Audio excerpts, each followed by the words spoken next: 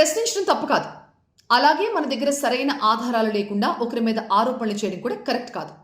ఇదే జరిగింది ఇప్పుడు నాన్వేషణ అన్వేష్ విషయంలో. గత కొన్నాళ్లుగా బెట్టింగ్ యాప్స్ విషయంలో అన్వేష్ చేసిన కృషికి నిజానికి అన్ని వైపుల నుంచి చాలా సపోర్ట్ వచ్చింది. సజ్జనార్ లాంటి పెద్ద పెద్ద ఆఫీసర్లు కూడా ఆయన్ని ఆకాశానికి ఎత్తేశారు. అంతవరకు బానే ఉంది. కానీ ఇప్పుడు ఏకంగా ఈ బెట్టింగ్ యాప్స్ వ్యవహారంలో తెలంగాణ పోలీస్ బాస్ ని కూడా లాగేశాడు అన్వేష్.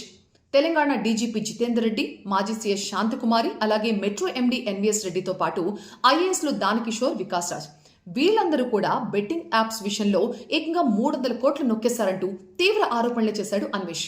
ఇప్పుడు దీని మీద పోలీస్ శాఖ చాలా సీరియస్ గా రియాక్ట్ అయింది. సైబరాబాద్ సైబర్ క్రైమ్ పోలీస్ స్టేషన్లో అన్వేష్ మీద కేసు కూడా నమోదైంది. ఇలాంటి నిరాధార ఆరోపణలతో పోలీసుల మీద, అధికారుల మీద ఆరోపణలు చేస్తే పోలీస్ శాఖ చూస్తూ ఊరుకుంటుందా? అస్సలు ఊరుకోదు. అందుకే ఇప్పుడు అన్వేష్ మీద కేసు నమోదైంది. సరే, బెట్టింగ్ యాప్స్ వ్యవహారంలో నిజంగానే అన్వేష్ చేసిన కృషిని ఎవ్వరూ తగ్గించి మాట్లాడలేరు. ఇన్ఫాక్ట్ ఈ రోజు ప్రభుత్వాల్లో ఈ మాత్రం కదలికి వచ్చిందంటే ఇది ఖచ్చితంగా అన్వేష్ కృషి అని చాలా మంది అంటూ ఉంటారు. మరి ఇంత బాధ్యతగా బెట్టింగ్ యాప్స్ విషయంలో ఉన్న అన్వేష్ తన వీడియోలో ఎలాంటి కాంటెంట్ ని ప్రమోట్ చేస్తున్నాడు అని అడిగే వాళ్ళు కూడా ఉన్నారు.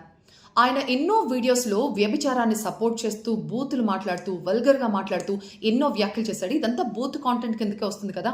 మరి అన్వేష్కి దాదాపు 24 లక్షల మంది సబ్స్క్రైబర్స్ ఉన్నారు. మరి ఈయన చేసే వ్యాఖ్యలకి, ఈయన తప్పు కాదు అని చెప్తున్న వ్యభిచారానికి ఎంతో కొంతమంది ఇన్ఫ్లుయెన్స్ అయ్యే అవకాశం ఉంది కదా. మరి అన్ని విషయాల్లోనూ నువ్వు బాధ్యతగా ఉండాలి కదా అని ప్రశ్నించే వాళ్ళు కూడా ఉన్నారు. ఏకంగా డీజీపీ మీద, ఐఏఎస్ ఆఫీసర్ల మీద ఆరోపణలు చేసేంత ఆధారాలు నిజంగా అన్వేష్ దగ్గర ఉన్నాయా? లేకపోతే యూట్యూబర్స్ మీద చేసినట్లుగానే వీళ్ళ మీద కూడా ఆరోపణలు చేసేసాడా? ఏం జరగబోతోంది? అన్వేష్ని ఇక్కడికి రప్పిస్తారా? వస్తే ఎలాంటి యాక్షన్ తీసుకోబోతున్నారు? చూడాలి మరి.